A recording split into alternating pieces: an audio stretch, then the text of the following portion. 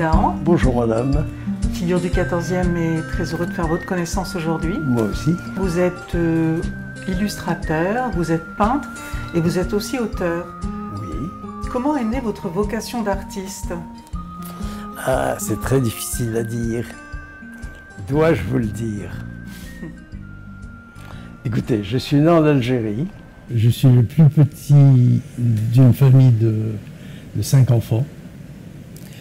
Et figurez-vous que le maréchal Pétain m'a trouvé très dangereux, certainement, puisque j'avais 6 ans ou 7 ans, et il m'a renvoyé de l'école.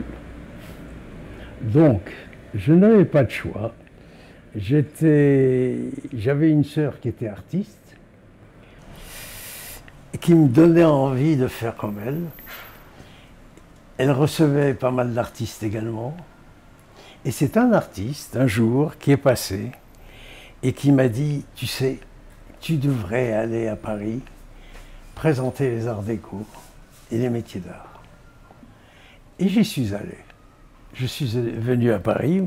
J'avais déjà un frère qui était médecin, qui était à Paris, donc je suis allé chez lui. Donc j'ai commencé à prendre des cours. J'ai échoué aux arts déco, mais j'ai réussi au métier d'art.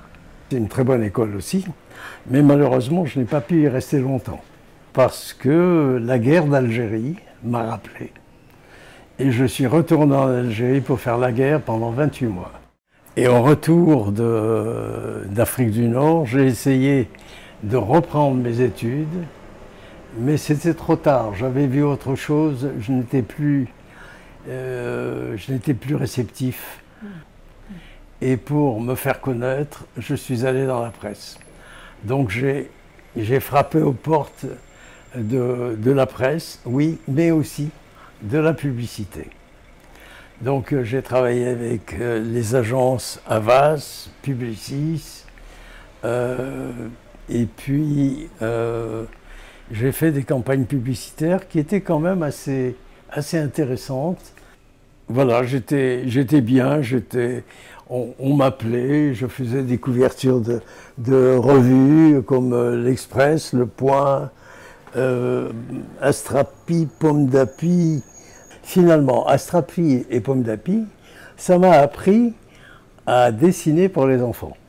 D'accord, parce que c'est après ce que vous allez faire, c'est-à-dire des albums jeunesse. Voilà, et ça je ne savais pas que j'allais le faire, parce que à la suite de l'exposition que Chirac m'avait fait faire à Bagatelle, j'ai rencontré une amie qui m'a dit « Tu sais, tu devrais faire des livres pour enfants ». Parce qu'elle m'avait connu, justement, chez Astrapi. Mon amie m'avait demandé de venir avec elle à Bologne et à Francfort. Donc c'était pour moi une découverte, c'était un lieu important parce que tous les éditeurs du monde entier se rassemblent là. Elle m'a dit, mais avant de venir, fais un livre. Comme si c'était facile de faire un livre. Mais je me suis souvenu que j'avais eu une vision un jour, j'étais en Corse, j'ai vu arriver la lune, elle était énorme, belle comme tout, et j'ai eu l'impression, elle était derrière une colline, j'ai eu l'impression que je pouvais la prendre et l'amener chez moi. Et à partir de là, j'ai fait Mon ami la lune. Et je leur ai montré mon livre. Et ils l'ont tous pris, figurez-vous. À partir de là, j'ai trouvé que c'était très intéressant de faire des livres pour enfants.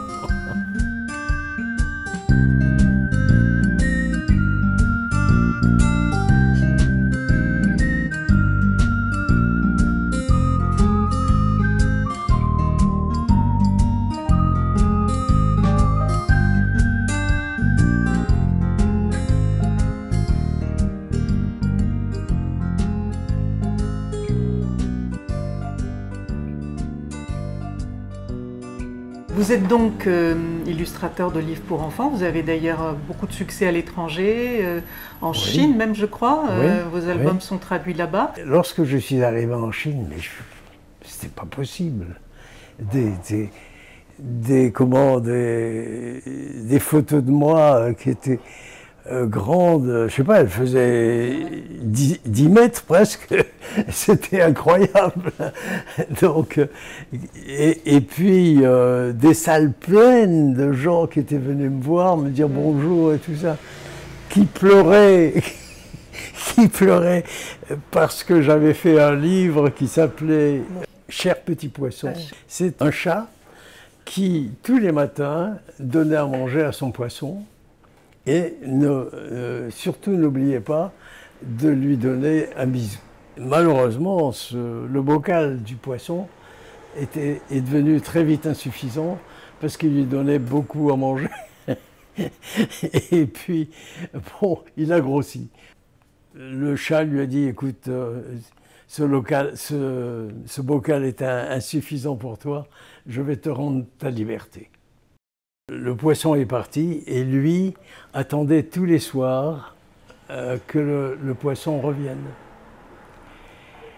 Et un jour, il prend son chapeau en pensant que peut-être qu'il lui ramènera. Donc il jette son chapeau à la mer et le poisson arrive avec le chapeau pour le lui rendre. Et il lui dit, je suis revenu te voir parce que tu m'as donné la liberté. Et pour les Chinois, ça sonnait, mais vraiment, bon, ils pleuraient avec ce livre. C'est pour ça que j'ai eu un succès fou avec ce bouquin, beaucoup plus même que Mon ami la Lune, il me semble. Mais Mon ami la Lune, c'est un livre qui dure, qui est poétique. Il faisait plaisir surtout aux Japonais, Mon ami la Lune, et celui-ci aux Chinois. Mais bon, voilà, à partir de là, ils ont aimé tous mes livres.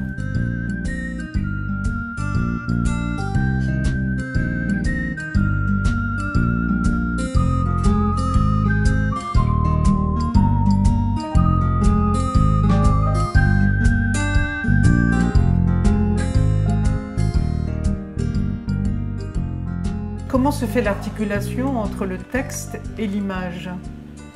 Lorsque je fais un livre pour enfants, il faut que je sois frappé par une image qui me plaît au départ. Si l'image me plaît au départ, je la fais vivre et de cette image découlent toutes les autres, logiquement. Lorsque je dessine, je pense quand même au texte, parce que je pense en tout cas au déroulement des images. Et c'est déjà pas mal par rapport au texte qui va venir après. Le texte s'impose de lui-même à partir du moment où l'image est explicite. Pour moi, une image ne doit pas être figée. Parce que si elle est figée, elle ne dit que ce qu'elle peut dire. Alors que si il y a des imperfections dans l'image, elle pourra laisser place à un texte ou à plusieurs textes. C'est ce que je sens. Maintenant, c'est pour ça que mes dessins ne sont pas léchés, à cause peut-être de l'histoire qui vient derrière. Mes livres se sont vendus partout, hein. Donc en Amérique, en Angleterre, au Japon, en Chine, en Corée, partout. Aux îles Faroé.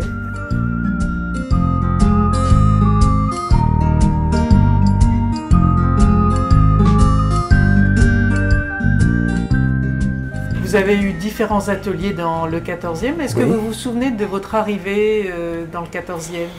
Ah, dans le 14e, alors, je ne sais plus si c'était Villa du Parc Montsouris, le premier. J'ai été aussi dans un endroit qui s'appelle Avenue du Maine. Avenue du Maine, c'était un endroit qui a été démoli par la suite pour un café. L'avenue du Maine, c'était sympa. Villa du Parc Montsouris aussi. Alors là, j'étais avec un peintre qui s'appelait Bonacaz. C'était un peintre du Midi, donc il était assez sympathique. Je me souviens que Mouloudji était passé me voir. il y avait des gens comme ça qui passaient et puis qui rentraient dans mon atelier. Et c'était très, très sympathique, très vivant et ça me faisait du bien de rencontrer des gens. Bon, là, c'est travail, travail. Vous avez connu de nombreux artistes dans le 14e. Est-ce que vous avez quelques noms à nous citer? Oh, eh bien, il y avait, dans le coin, il y avait Jenkins, il y avait... enfin, je parle de ma rue, là. Oui. Il y avait Storel, qui était un bon sculpteur également.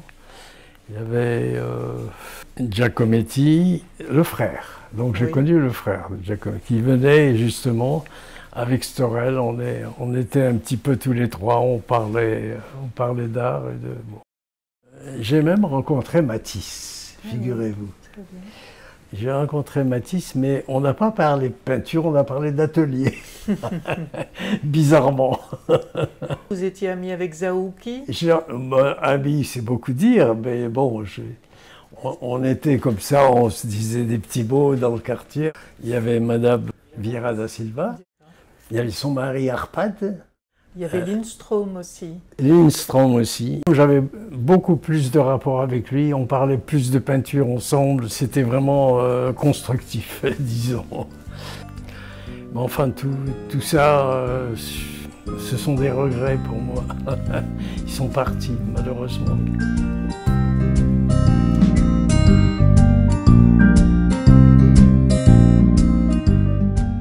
Mes projets, c'est de terminer les livres que j'ai laissés en plan pour faire plaisir à les éditeurs, justement, qui m'ont demandé de tout laisser tomber pour faire leurs livres. Et je le regrette bien parce que j'aurais dû continuer mes livres avant. Et parce que lorsqu'on arrête un livre, c'est très, très difficile de reprendre.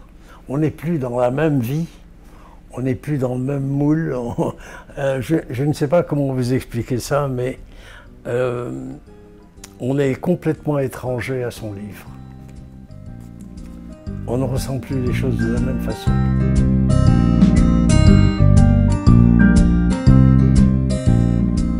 Eh bien, André Dahan, nous vous remercions beaucoup pour cet entretien très intéressant. Et puis, bonne chance pour la continuation. Ça me sort du quotidien. Voilà. Merci encore.